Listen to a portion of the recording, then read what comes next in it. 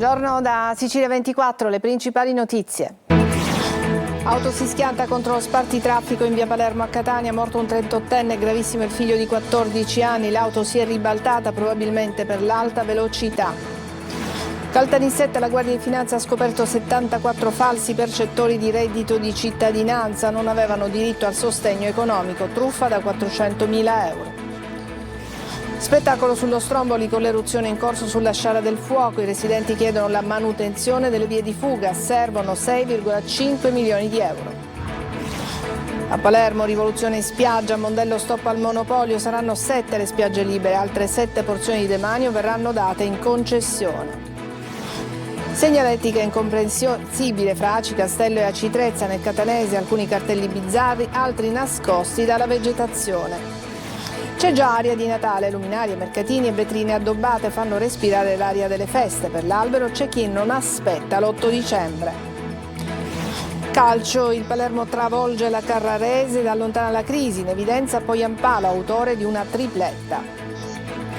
Catania, un gol per restare in vetta, lo segna Francesco Forte che consente ai rossoazzurri di vincere a Picerno.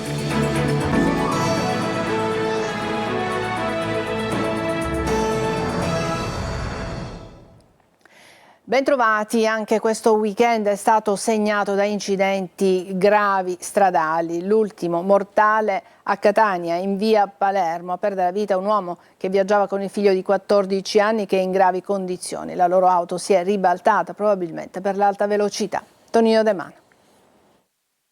Ancora sangue sulle strade di Catania ed ancora un incidente mortale, il secondo, nel giro di 48 ore.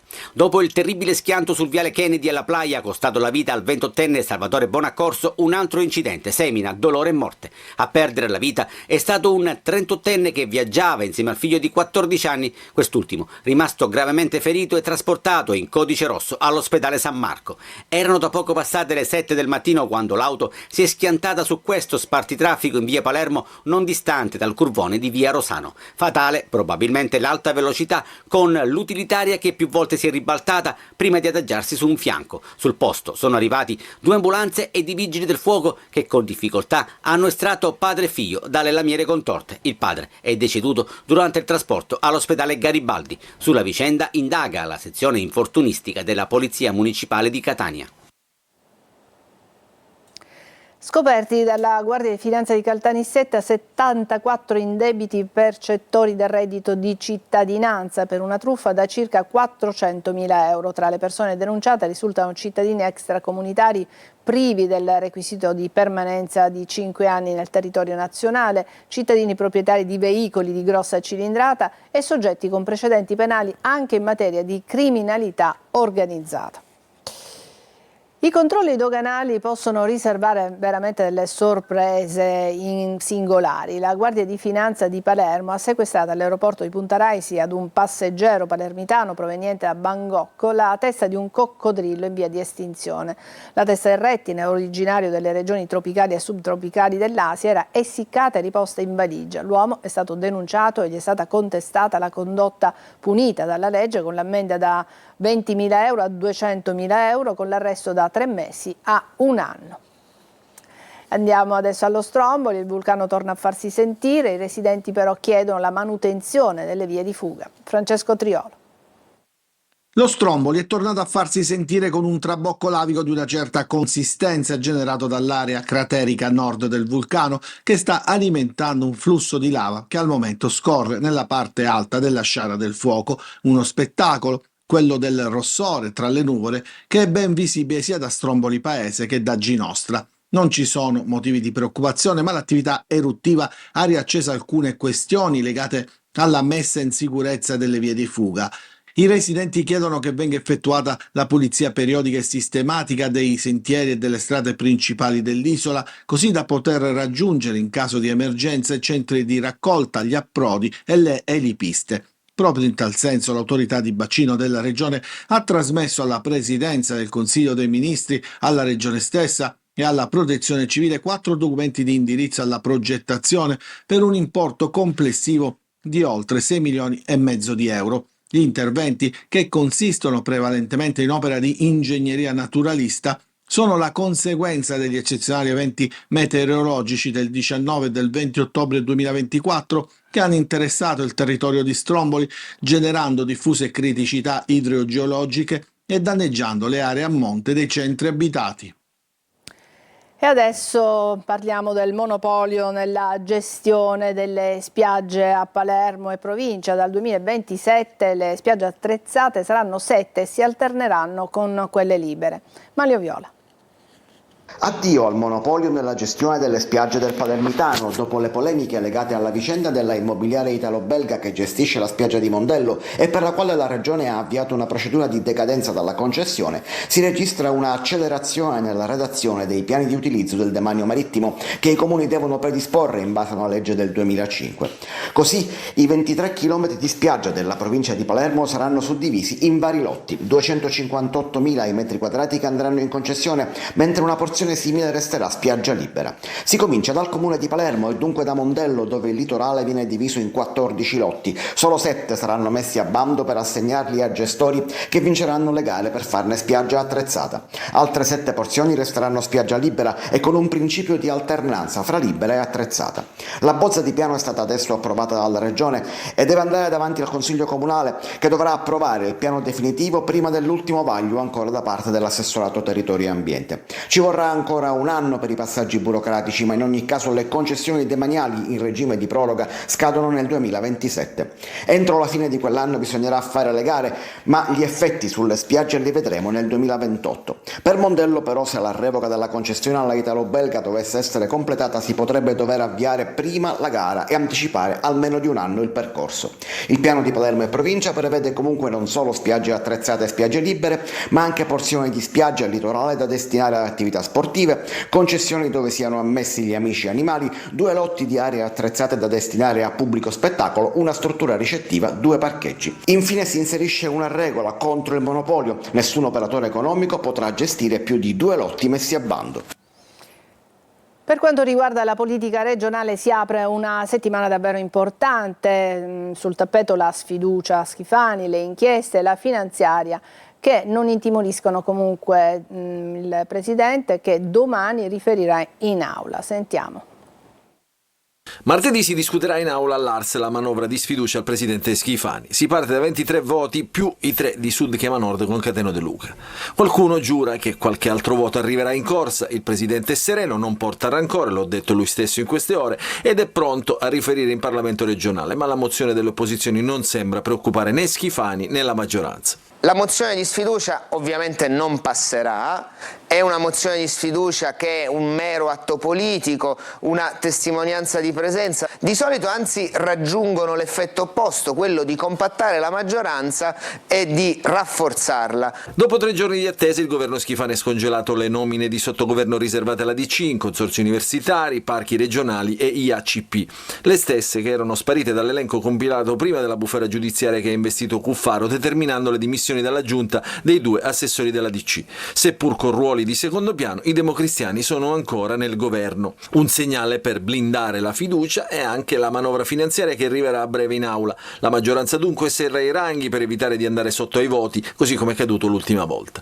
Il presidente dell'Ars, Gaetano Galvani, ha annullato anche il concerto di Natale per dare priorità, si legge, all'organizzazione dei lavori per l'approvazione della legge di stabilità. Sul piano giudiziario, invece, il Tribunale del Riesame ha annullato il sequestro degli 80.000 euro trovati e sequestrati nelle case di Cuffaro. I soldi erano posseduti legittimamente e non sarebbero frutto di dazioni relative all'inchiesta in corso.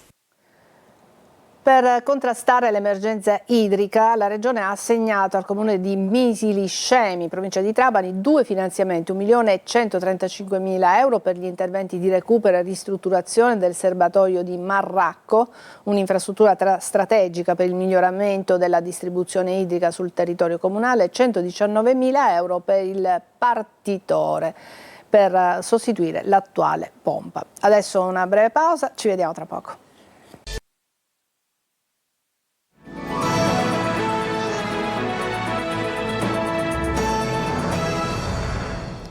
Siamo stati ad Aci Castello, vi mostriamo le bizzarre condizioni della segnaletica stradale, cartelli difficili persino da interpretare. Tonino De Mana.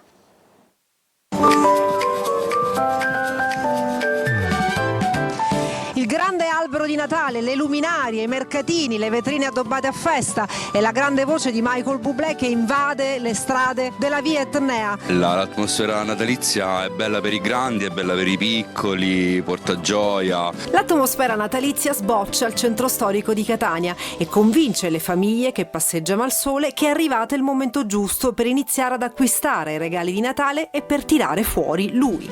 L'albero di Natale? Già fatto, l'abbiamo fatto ieri, quindi abbiamo approfittato di questo weekend. Io ho comprato gli addobbi, tutto quello che hanno richiesto, come ogni anno cambiamo sempre addobbi. Lei ha pagato? Ho pagato, sì. Ti è piaciuto l'albero di Natale, amore? Sì. Bello, grande, luminoso. Che colori? Di tutti i colori. Il rosso, il primo anno che lo faccio col bordeaux in realtà. Per me l'albero di Natale è rosso e dorato. Di che colore l'hai fatto l'albero di Natale? Bianco.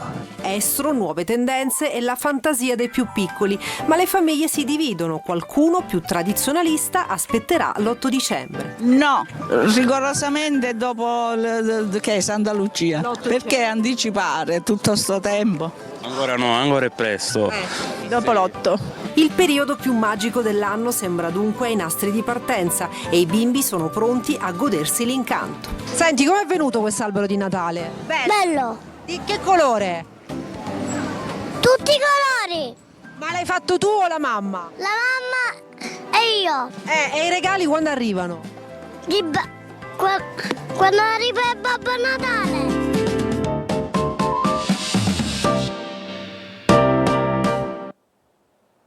Bene, questa era l'aria di festa che si respira già in città a Catania. Adesso invece andiamo ad Aci Castello, vi mostriamo i bizzarri cartelli della segnaletica stradale con Tonino De Mano.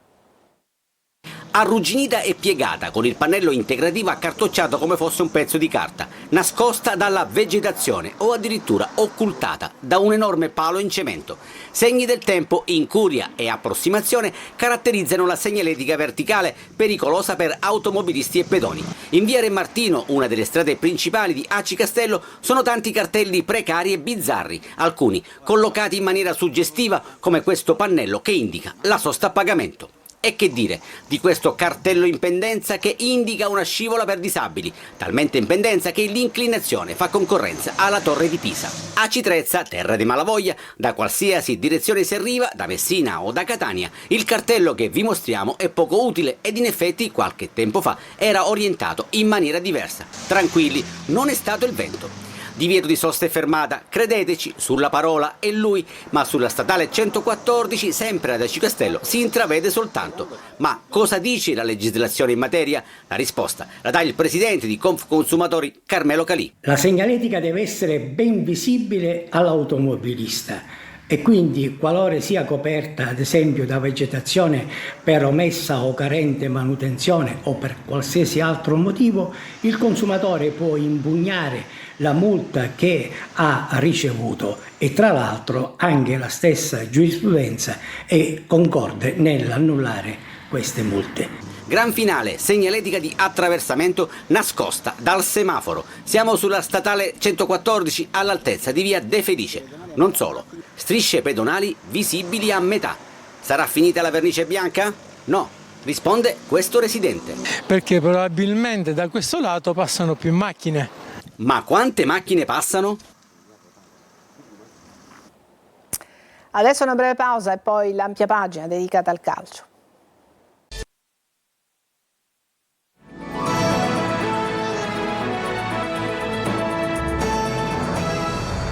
Ed eccoci al calcio, iniziamo dalla Serie B. Il Palermo travolge la Carrarese ed allontana la crisi. Tripletta di Poyampalo, a segno anche Segre e Palumbo. Marco Gullà.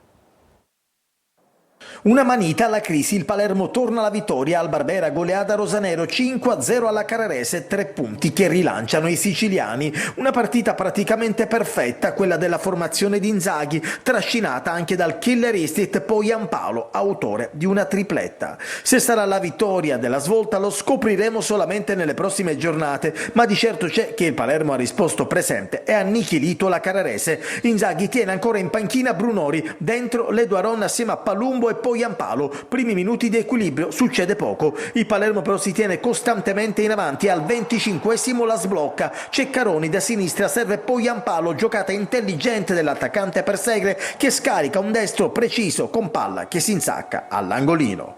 Il Palermo morde, la Carrarese non reagisce, il raddoppio arriva al 44esimo con Segre che questa volta si trasforma in uomo assist per Palumbo, colpo di testa vincente sotto la traversa, primo gol per lui con la maglia del Palermo. Nella ripresa arriva il tris dopo appena 3 minuti, azione in contropiede con Pierozzi che avanza sulla fascia, cross in mezzo e destro vincente di Poyampalo. Il Palermo gioca bene e si diverte, poi fallo di Calabrese su Vasic e calcio di rigore dal dischetto. Poyampalo è implacabile, 4-0, ma il finlandese vuole portarsi il pallone a casa e allora nel finale su cross di Pierozzi arriva la stoccata del 5-0. Grande prestazione, il Palermo vince e convince, ma adesso occorre la continuità. E adesso in Serie C il Catania ha centrato l'obiettivo, restare in testa alla classifica. Il gol iniziale indirizza il match di Picerno, poi tante occasioni per chiudere la partita che vale anche il ritorno al successo in trasferta. Marco Carli.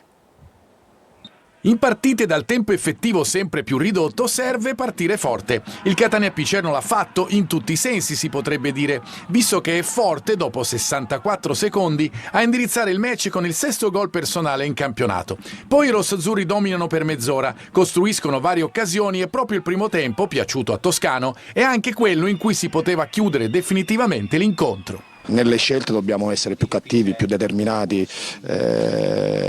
perché poi non puoi tenere aperte certe partite. Le tante occasioni che abbiamo creato, le situazioni, soprattutto in area di rigore del Picerno, se vuoi essere una squadra forte devi concretizzarle, chiudere la partita e andare a casa. La ripresa è meno tecnica, si ferma Donnarumma, lunedì gli esami per capire l'entità del malanno. Il Catania costruisce comunque più occasioni degli avversari, una in particolare con una bella azione finalizzata da Jimenez e sventata da Marcone. Poi però, proprio per non aver chiuso la partita, arriva il rischio nel finale con l'ex Bocic. Dettagli importanti, anche da sistemare. Non è un dettaglio la classifica e nemmeno la sensazione che trasmette il gruppo, sempre pronto a esultare, anche metaforicamente, con chi è a casa infortunato. Il mister prima della partita ci ha fatto vedere un video bellissimo che dove Aloi, Cicerelli e Mario Ierardi ci hanno salutato e ci hanno dato la carica ed è stata una grande emozione, ci ha dato quel di più da dare in campo.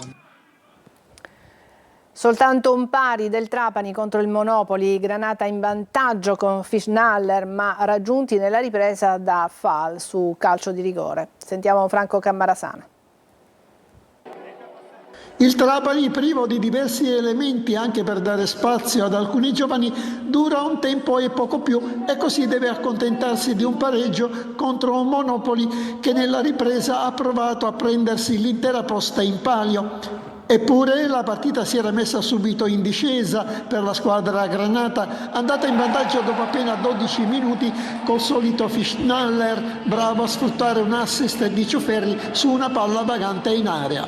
Appena accennata la reazione del Monopoli che ha provato da fuori area a impensierire Galeotti con Greco al 19esimo, Calcagni al 32esimo e Valenti al 45esimo. Nella ripresa però le sostituzioni operate da Aronica, forzate quelle di Fischnaller e Ciuferri, non hanno prodotto gli effetti sperati. Al 35esimo bravo Galeotti a respingere una punizione di Greco, ma al 62esimo arriva il pari del Monopoli, trattenuta di Pirrello sull'ex Granata Fall e l'arbitro, dopo aver consultato il video, concede il rigore che lo stesso Fall trasforma. Il Trapani a questo punto si sgonfia, rischia grosso, il Monopoli al 70esimo colpisce anche una traversa di testa con Tirelli, mentre i Granata solo nel disperato assalto finale tentano invano di ribaltare a proprio favore un risultato sostanzialmente giusto. Siracusa dai 2 volti, gli azzurri partono forte e illudono con Molina. Nella ripresa il crollo con l'Atalanta Under 23 che vince 3-1. Marco Petrolito. Torna a perdere il Siracusa, che gioca un buon primo tempo, crea le occasioni migliori e va meritatamente in vantaggio, ma cala la distanza e l'Atalanta Under 23 ne approfitta, ribaltando il risultato e chiudendo sul 3-1. Gli azzurri partono a gran ritmo, trovando il vantaggio già al 12esimo sul calcio di rigore trasformato da Molina dopo un fallo in area ai danni di Ba. La squadra di Turati però rischia di subire il pari al quarto d'ora, sul tiro cross di Cassa parato bene da Farroni. Siracusa che comunque riesce a tenere ritmi alti e al 23esimo si rende pericoloso con una spettacolare rovesciata di Molina che esce di poco. Nel finale di tempo poi ci provano Parigini e ancora Molina, ma il portiere bergamasco Vismara è sempre molto attento. A cambiare l'inizio della gara è il gol di Levac che al 48esimo, il terzo minuto di recupero del primo tempo, firma l'1-1 di testa sugli sviluppi di un corner con la difesa azzurra che rimane immobile a guardare. Nella ripresa il Siracusa prova nuovamente a spingere, al 52esimo Di Paolo ci prova con il sinistro sfiorando il palo, mentre Molina impegna Vismara con un colpo di testa che si rivela centrale. L'Atalanta, più attendista, prova invece a colpire in ripartenza. Al 62esimo Farroni tiene in vita i suoi con una doppia parata su Cissé e su Misitano, ma al 66esimo una deviazione di Bonacchi su tiro di Navarro a completare la rimonta dei nerazzurri, che siglano così il gol del 2-1. Tris nerazzurro che arriva un quarto d'ora dal 90esimo, Misitano scappa in campo aperto, supera Cancellieri in velocità e chiude le ostilità. Il Siracusa torna così alla sconfitta dopo una prestazione a due facce, con l'Atalanta che ha mostrato maggior lucidità e concretezza. Per la squadra di Marco Turati la possibilità di rialzarsi arriverà sabato prossimo al De Simone nella sfida interna con il Foggia. È tutto per questa edizione di Sicilia 24, grazie per averci seguito, buona giornata.